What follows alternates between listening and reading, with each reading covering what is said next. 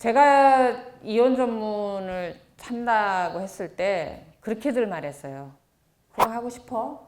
남의 가정 파탄시키고. 누군가는 해야 될 일이니까 반드시 필요한 부분, 도움이 필요한 분들이 있으니까 그런 생각을 하고 있습니다. 근데 이혼 소송을 해보면 이혼이 꼭 필요한 분들이 있어요. 정말 이렇게 살아서는 안 되는 분들이 있습니다. 그리고 전 세대를 걸쳐서 공통적으로 이혼하는 1위, 부동의 1위 당연히 부정행위, 바람피는 거. 그 다음에 그거랑 쌍벽을 이루는 사이가 경제적인 사이, 돈입니다.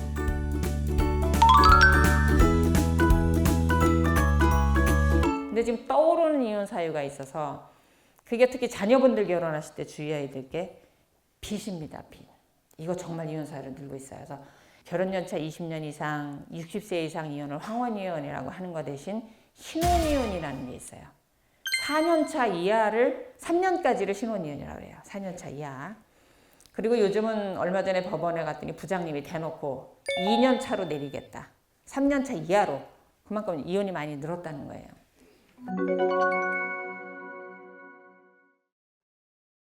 요 부부들이 경제적인 사유가 1위입니다. 부정행위보다. 결혼하기 전에 빚이 있는 걸 알리지 않았다라는 거예요. 제가 실질했던 사건에서 1,500만 원 때문에 이제 아이가 이제 100일도 안 됐는데 이혼 소송이 제기가 된 게 아내가 결혼을 할 때 700만 원 카드빚이 있었어요. 그 카드빚이 왜 있었냐면 가정이 어려웠어요. 친정이. 그러니까 혼수를 마련할 돈이 부족하니까 가전제품 사면서 일부 그걸 카드 할부로 끄는 거예요. 사실 많이 그렇게들 해요. 그러고 자기가 결혼해서 직장 다니니까 갚는다고. 그거를 말을 안 했다라는 거예요. 그러다 기간제 교사로 채용이 됐어요. 그러면은 이제 여자들은 무슨 얘기인지 다 알아요. 기본적으로 옷이 이렇게 있으면 계절 바뀌면 하나씩만 이렇게 사면 되는데 이게 채용도 바뀌고 없으면 뭐 바지, 스커트, 정장, 코트 몽창 한 번에 사야 되잖아요. 그때 1,500만 원 빚을 집니다. 카드 빚을 또. 갚고 어쩌고 하다가 이제 발견이 됐을 남편이 알게 돼 1,500만 원 정도의 빚이 남은 거예요. 그거를 남편이 못 참겠다고 이혼 소송을 제기를 했어요. 제기를 하면서 첫 번째 뭐라 그러냐. 너에 대한 신뢰가 없다. 왜? 빚이 있다는 걸 나한테 말을 했어야 되는 거고 그 다음에 친정부모가 딸을 보내면서 가전제품을 어떻게 카드 할부로 사서 보내고 지더러 갚게 하냐. 말이 안 된다. 두 번째. 그랬으면 그거를 갚고 그 이후에 빚에 대해서는 자기한테 의논을 했어야 되는 거 아니냐. 그리고 돈이 없으면 안 입고 다녔어야지. 그걸 빚을 내갖고 샀어야 되냐. 이 논리예요. 이혼을 안 시키기 위해서 정말 노력을 많이 했습니다. 그 남자를 설득을 하고 이게 이럴 수밖에 없는 분이고 앞으로 교사가 됐을 때 앞으로 월급이 얼마 정도고 본인도 벌고 있고 이런 정도면 충분히 극복할 수 있는 수준에 있다. 그리고 다시는 안 그런다고 하니까 기존의 잘못은 덮어주고 이 정도는 누가 이혼하냐. 굉장히 설득을 많이 했지만 1년여에 걸쳐서 설득을 했지만 설득이 안 됐습니다. 그래서 결국 이혼을 했어요.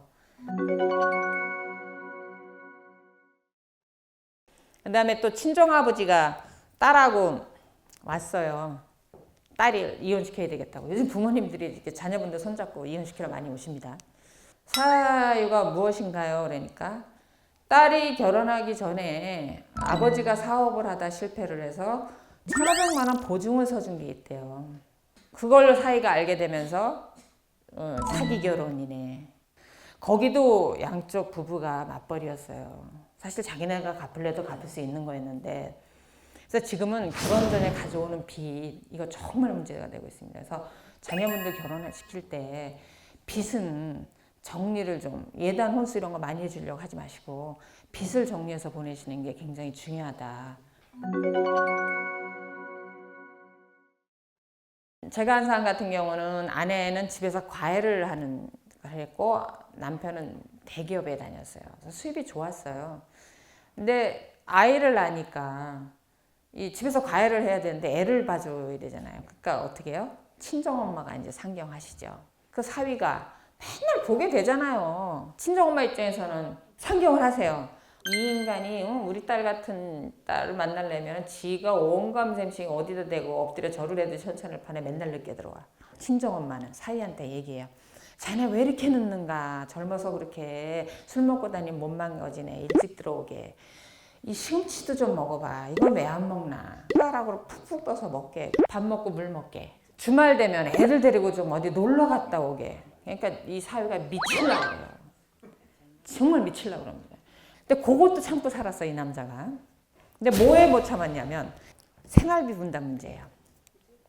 요즘 젊은 세대들은 생활비를 어떻게 쓰냐면요. 다 그런 건 아니지만 이렇게 옛날처럼 남편이 번 돈 아내한테 다 주고 이런 거 안 해요. 생활비 통장을 만들어요. 그런 다음에 거기다 한 달에 얼마 정도 들 거라는 생활비를 수입 비율대로 넣습니다. 300만 원 쓴다라고 하면 남편이 많이 벌면 200, 아내는 100. 이렇게 해서 이제 거기서 같이 쓰고 자기 개인 카드 쓸 때 엄청 생색내고 쓰고 그래요. 그리고 터치 안 하기. 이렇게 합의하는 경우가 많아요. 자기가 월급 다 갖다 줬는데 이 돈이 어디로 사라지는지를 모르겠다는 거예요. 여보 저기 잔고가 얼마야? 통장 좀 봐? 이렇게 물어봤을 거 아니에요. 그랬더니 당신이 알아서 뭐래. 엄마가 저기 빌려준다고 걔도 붙고 엄마가 알아서 다 해. 이렇게 된 거예요. 그러니까 처음에는 그러려 했는데 이게 시간이 지나면 한번 생각을 해보세요. 이 사위도 부모 있어요. 시어머니 입장에서 너는 얼마나 많니? 생활비 얼마나 쓰니? 그러니까 나도 몰라. 이렇게 되니까 처음에는 그래야 잘 모으겠지 했다가 이게 점점 친정엄마가 빼돌리는 거 아니야? 친정 잘 못 살지. 그지? 네가 다 먹여 살리는 거 아니야? 이 얘기가 이제 들어갈 거 아니에요. 그 다음에 직장에 가서 직장 동료들이 나는 생활비 통장 막았고 얼마만 딱 주는데 나머지는 내가 다 써. 그러면 남자니 사위 입장에서는 자기만 바보 같고 이상하잖아요. 그러니까 자꾸 물어보게 되죠. 얼마 남았어? 걔돈이 얼마 들어가는데? 그죠? 그럼 거기에 대해서 아내분이 여태까지 당신은 어떻게 됐고 어떻게 해서 이렇게 말을 해주면 되는데 알아서 뭐해? 대부분 이렇게 말한단 말이에요. 이게 갈등이 시작되면서 남자가 아내를 상대로 해서 소송을 제기를 했습니다. 저한테 첫 번째 부탁하는 게 뭐예요? 아내 통장에서 친정엄마 통장으로 얼마를 빼돌렸는지를 밝혀달라는 거예요. 사실조회를 통해서 다 나옵니다. 금융거래 내역은 해지된 내역까지 전부 다 나와요. 기본적으로 14개를 합니다. 1금융권 전부를 다 합니다. 저희가. 해봤더니 그닥 많이 가지도 않았어요. 근데 이게 의심이 의심을 나면서 내가 준 돈은 이만하고 생활비도 애끼면서 들어간다는 전혀 생각을 안 해요. 남자들은. 죄송합니다. 남자들은 생각을 안 해요.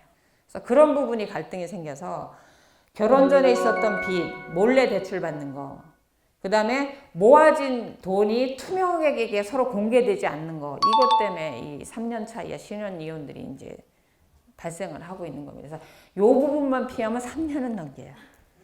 3년 넘기면 10년을 넘기게 된단 말 있잖아요. 그래서 재판도 이혼할 때 재산분할 기준을 1년, 3년, 10년, 18년을 나눠서 18년이 지나버리면 5대5에서 원칙적으로 시작한다. 특별한 게 없으면. 3년차 이하는 보통 이제 밑에서 시작해요. 왜냐하면 아직까지 관행적으로 남자들이 지불해갖고 오고 있고 수입의 대부분을 남자한테 의존하기 때문에 아내들 기여도가 많아야 30% 정도입니다. 3년 이하는. 그래서 이 연차로 나눠서 재산 분할을 하고 있다는 겁니다. 그래서 이 사유만 피하면 신혼이혼은 넘겨요. 그러고 나서 이제 10년을 삽니다. 애를 기르면서. 열심히 살아요. 오늘 영상 마음에 드셨다면 좋아요, 구독하기 꼭 눌러주세요. 신의 변호 신윤숙 변호사입니다.